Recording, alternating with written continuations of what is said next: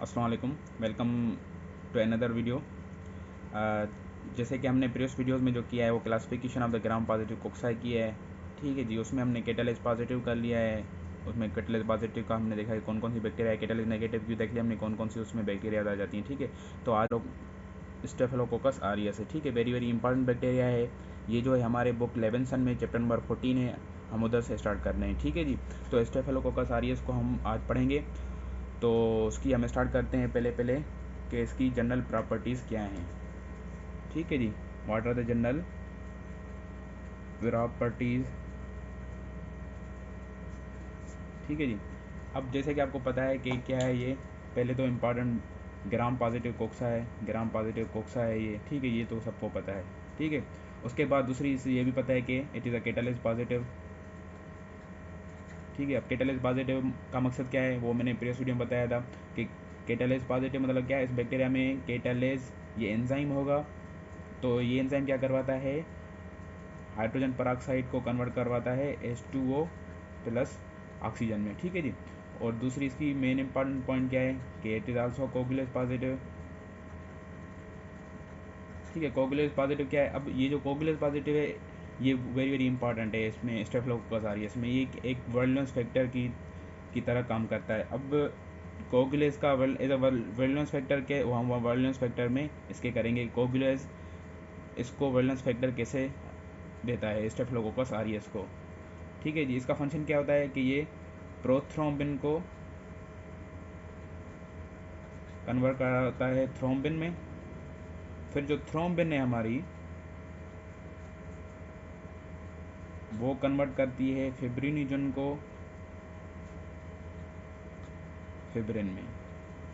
ठीक हो गया जी, अब जो फिब्रिन है वो क्या है, क्लाट बनेंगे। जब क्लाट बनेंगे तो क्या होगा, लेबॉर्ट्री के हिसाब से भी ये इंपॉर्टेंट है कोगुलेज रिएक्शन कि उसमें जो है ना क्लाट बनेंगे फिब्रिन के, और इसकी विरुलेंस फैक्टर में भी काम करता है ये कोगुलेज एंजाइम।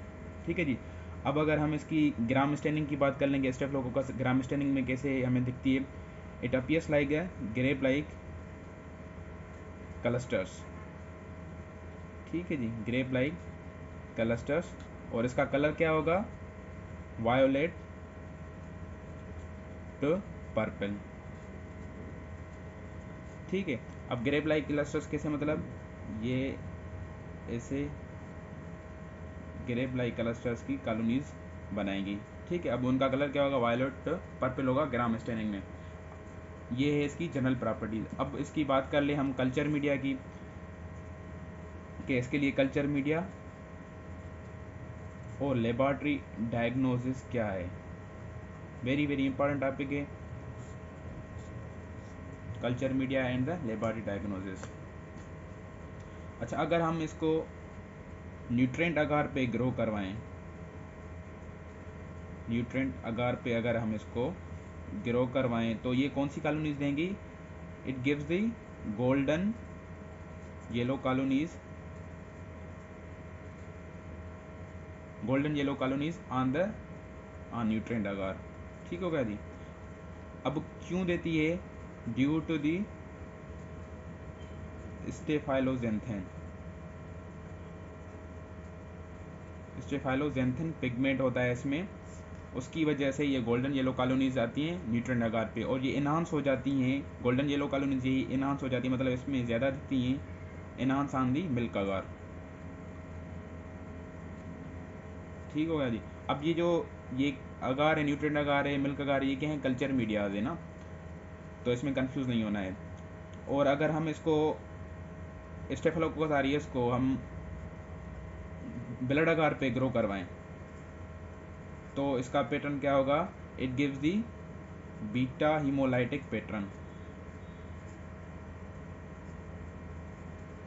मतलब ये क्या करवाती है, ये complete zone of the haemolysis, complete zone of haemolysis मतलब ब्लड को कंप्लीट हीमोलाइसिस करेगी ऑन द ब्लड अगार। ठीक है, अब बेस सेलेक्टिव मीडिया जो वेरी वेरी इंपॉर्टेंट है, जो बीसी की भी आ सकता है कि best selective media for the laboratory diagnosis of the Staphylococcus aureus, वो कौन सा है, बेस्ट सिलेक्टिव मीडिया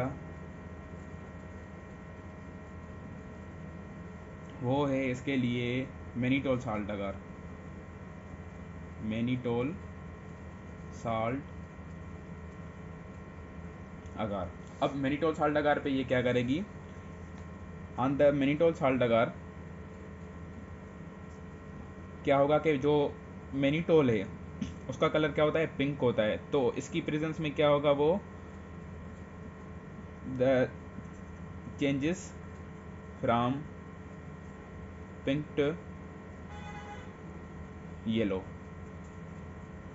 ठीक है, colour changes from pink to yellow in the presence of the Staphylococcus aureus in the mannitol salt agar. अब ये क्यों होगा, बिकॉज के स्टेफिलोकोकस ऑरियस क्या है, it ferments the mannitol, because it ferments the mannitol. उसकी वजह से क्या हो रहा है कि ये जो मैनिटोल साल्ट अगार कल्चर मीडिया है उसका कलर जो है पिंक से येलो में कन्वर्ट हो रहा है। बाकी जो एपिडर्माइडस है और सेप्रोफाइटिकस है स्टेप, जो दो स्पीशीज़ हैं, वो क्या होंगे, अगर हम उनको इसमें ग्रो करवाएंगे को तो उसका कलर जो है चेंज नहीं होगा, क्योंकि वो मैनिटोल नॉन फर्मेंटर हैं। ठीक है जी। अब ये कल्चर मीडिया और लेबोरेटरी डायग्नोसिस हो गई। अब इसके बाद आती है दूसरी बात कर लें हम इसकी, कि what are the virulence factors of the staph aureus. Virulence factors कौन से हैं स्टेफ ऑरियस के। अब अगर हम वैलेंस फैक्टर की बात कर लें तो इसमें पहले जो आता है वो है इसकी प्रोटीन ए, जो कि स्टेफ एपिडर्माइडस और सेप्रोफाइटिकस में नहीं होती। प्रोटीन ए जो है वो इसके लिए बहुत ज़्यादा स्ट्रॉन्ग वैलेंस फैक्टर है, क्योंकि प्रोटीन ए को एबिलिटी होती है, हैज़ एबिलिटी या has the property of binding with FC portion of IgG। अमीनोग्लोबुलिन जो है IgG उसके FC पोर्शन से ये बाइंड करती है। अब जब ये FC पोर्शन से बाइंड होगी तो उसकी वजह से क्या होगा कि जो न्यूट्रोफिल हैं और मैक्रोफेजेस हैं वो इसको फेगोसाइट नहीं कर पाएंगे। अब ये कैसे फेगोसाइटिस करवा रही है, अब देखें क्या होता है कि जो IgG होती है ना, अमीनोग्लोबुलिन, ठीक है, वो एज अ ऑप्शनन काम करती है। मतलब क्या करवाती है, ऑप्सोनाइजेशन का प्रोसेस करवाती है। मतलब क्या कि जो भी अमीनोग्लोबुलिन है, लेट्स सपोज IgG है इधर, वो क्या होगी, एक बैक्टीरिया के एंटीजन के साथ अटैच होगी, ठीक है, वो जो है FAB पोर्शन के साथ अटैच होता है। वो मैं आपको समझाता हूँ FC और FAB पोर्शन क्या होता है अमीनोग्लोबुलिन का। वो FAB पोर्शन के साथ अटैच होगी और उसके बाद क्या होगा कि जो FC पोर्शन होगा अमीनोग्लोबुलिन का वो अटैच होता है मैक्रोफेज और न्यूट्रोफिल्स के रिसेप्टर से, सरफेस रिसेप्टर से। तो उसके बाद क्या होता है कि फेगोसाइट का प्रोसेस होता है। तो मतलब जब ये प्रोटीन FC पोर्शन को ब्लॉक कर रही है अमीनो IgG के, तो IgG क्या है कि मैक्रोफेज और न्यूट्रोफिल के साथ अटैच नहीं हो पाएगी। जब अटैच नहीं हो पाएगी तो फेगोसाइटोसिस का प्रोसेस नहीं होगा। तो क्या होगा, it reduces the process of phagocytosis. ठीक है, अब ये तो इसकी हो गई। अब इसमें बात आती है कि what is the FC portion of the IgG। ये कन्फ्यूजन मैं इसको क्लियर कर दूं थोड़ा कि FC पोर्शन क्या होता है। अब देखें, अगर हम अमीनोग्लोबिन की बात करें, जो अमीनोग्लोबिन की स्ट्रक्चर होती है वो थोड़ा आप पढ़ लें कि अमीनोग्लोबिन की स्ट्रक्चर क्या होती है। अब देखें, अमीनोग्लोबिन में 2 हैवी चेन्स होती हैं और ये वायर टाइप स्ट्रक्चर होती है ना अमीनोग्लोबिन की, और इसमें क्या होती हैं, 2 लाइट चेन्स होती हैं, ठीक है। और ये लिंक कैसे होती हैं, थ्रू द डाइसल्फाइड लिंकेजेस, ठीक है। ये डाइसल्फाइड लिंकेजेस होती हैं, मतलब क्या होगी, इसमें 2 हैवी चेन होंगी प्लस 2 लाइट चेन होंगी और बाइंड थ्रू डाइसल्फाइड लिंकेजेस। ठीक हो गया जी। अब ये हो गया। अब क्या होता है कि बेसिकली ये हम जो FC पोर्शन और FAB पोर्शन प्रोड्यूस करते हैं वो क्या करते हैं, कोई भी एंटीबॉडी हो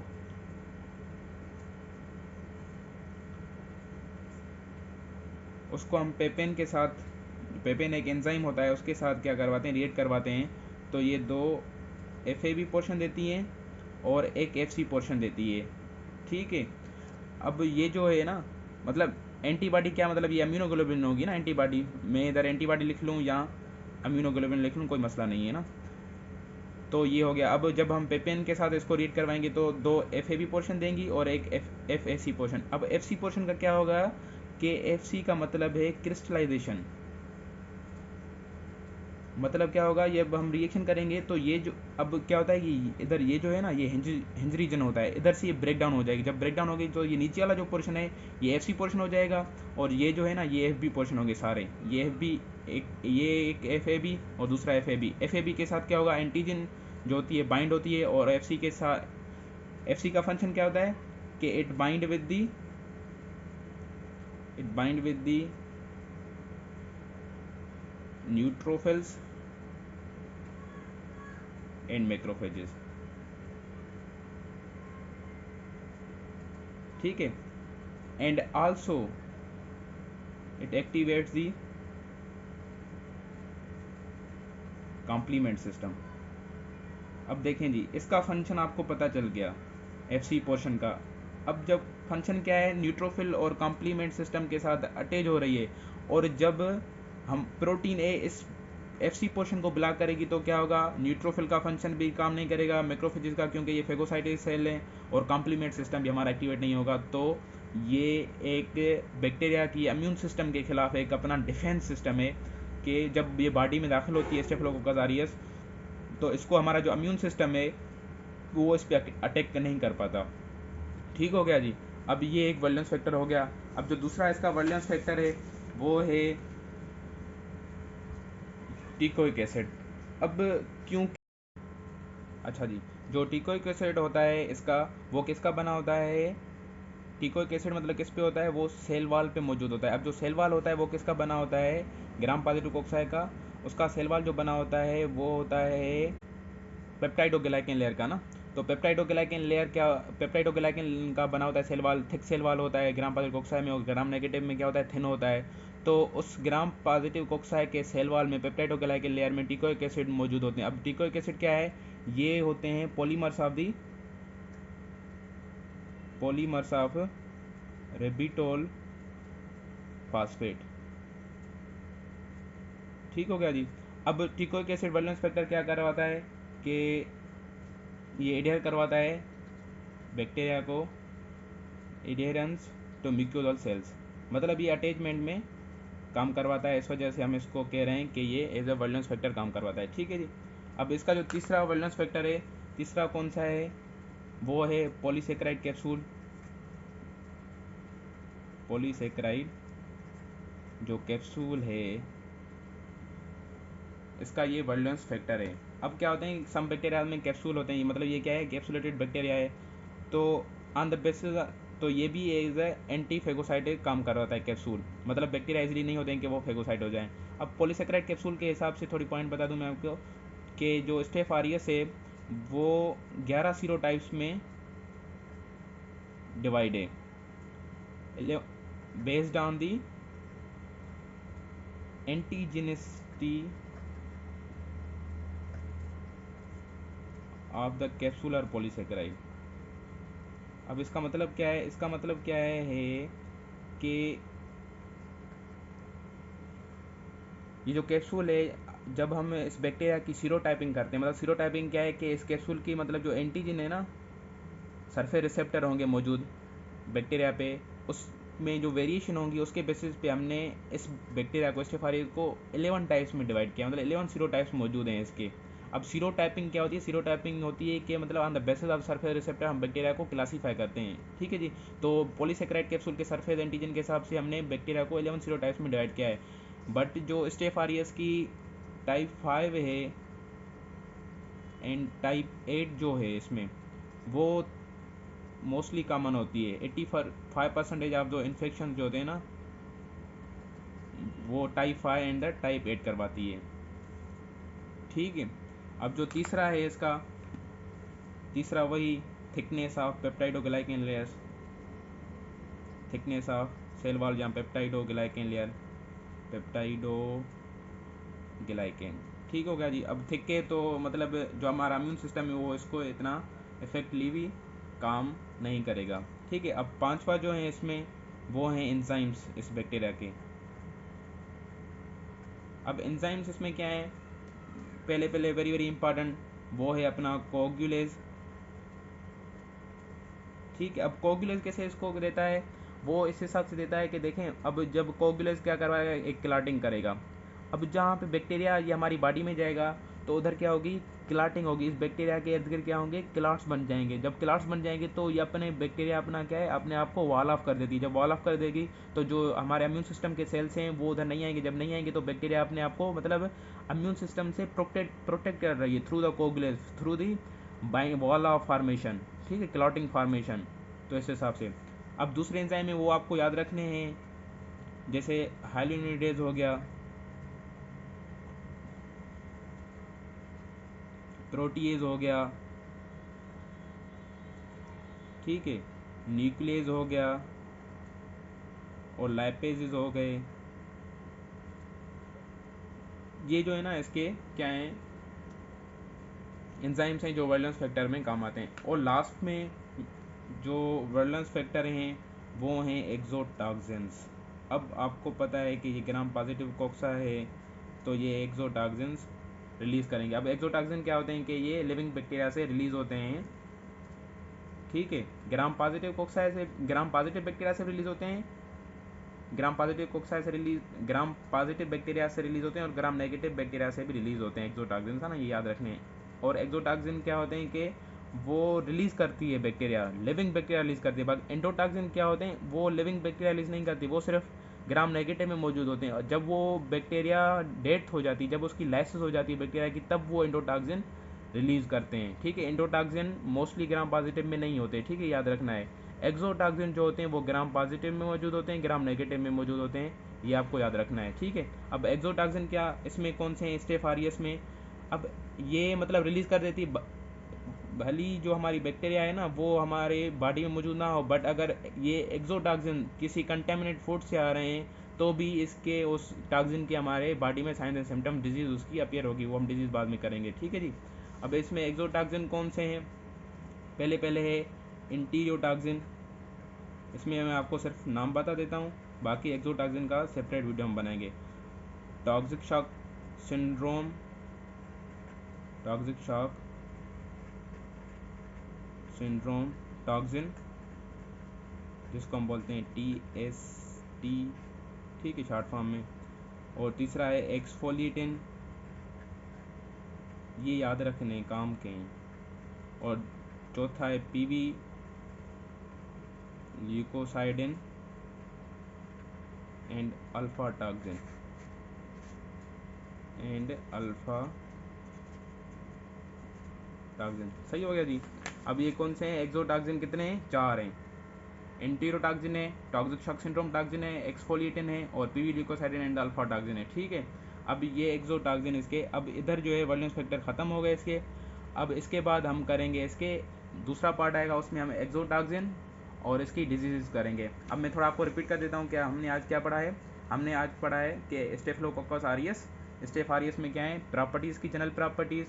ये GPC है, ग्राम पॉजिटिव कोक्सा है, कैटालिस पॉजिटिव है, कोगुलेज पॉजिटिव है। और ग्राम स्टेनिंग क्या करेगी, ग्रेप लाइक क्लस्टर्स बनाएगी। ठीक है, उसका कलर क्या होगा, वायलेट टू पर्पल होगा। कल्चर मीडिया क्या है, अगर हम इसको न्यूट्रिएंट आकार पे ग्रो करवाएंगे तो गोल्डन येलो कॉलोनीज देगी। और ड्यू टू द स्टेफिलोजेंथेन और ब्लड आकार पे कराएंगे तो वो बीटा हिमोलाइटिक पैटर्न देगी। और बेस्ट सिलेक्टिव मीडिया कौन सा है, मैनिटोल साल्ट आकार। ठीक हो गया जी। अब जो मैनिटोल साल्ट आकार है ये बेस्ट सिलेक्टिव मीडिया है, इसमें ये क्या करवाएगा कि ये मैनिटोल को फर्मेंट करके कलर चेंज करेगा from pink to yellow. Valence factor में प्रोटीन है, मैंने आपको बताया प्रोटीन है कि ये सारी डिटेल मैंने आपको बताई। उसके बाद टीकोइक एसिड का बताया। ठीक है, polysaccharide capsule, thickness of peptidoglycan layer, enzymes. और लास्ट में एक्सोटॉक्सिन का किया हमने ये नाम, enterotoxin, toxic shock syndrome toxin, exfoliatin and PV leukocidin. आज का लेक्चर इधर ही ख़त्म करते हैं।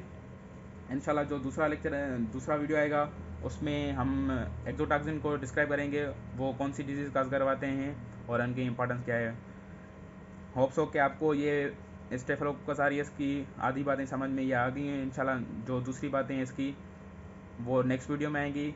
ये थोड़ी बड़ी बैक्टीरिया है क्योंकि इंपॉर्टेंट भी है, बहुत सारी डिजीज़ इसकी ये काज करवाती है। बाकी जो दूसरी बैक्टीरिया हैं वो उनके मटीरियल कम है क्योंकि वो इतनी वो डिजीज़ कॉज नहीं करवाती। तो ये बहुत बहुत ज़्यादा इंपॉर्टेंट है स्टेफ आरियस, इसको सही तरीके से आपको याद रखना है। अब इंशाल्लाह आप जब 11th पढ़ेंगे तो आपको कोई तकलीफ़ नहीं होगी पढ़ने में कि इस पॉइंट का मकसद क्या है, इस पॉइंट का मकसद क्या है। Thank you.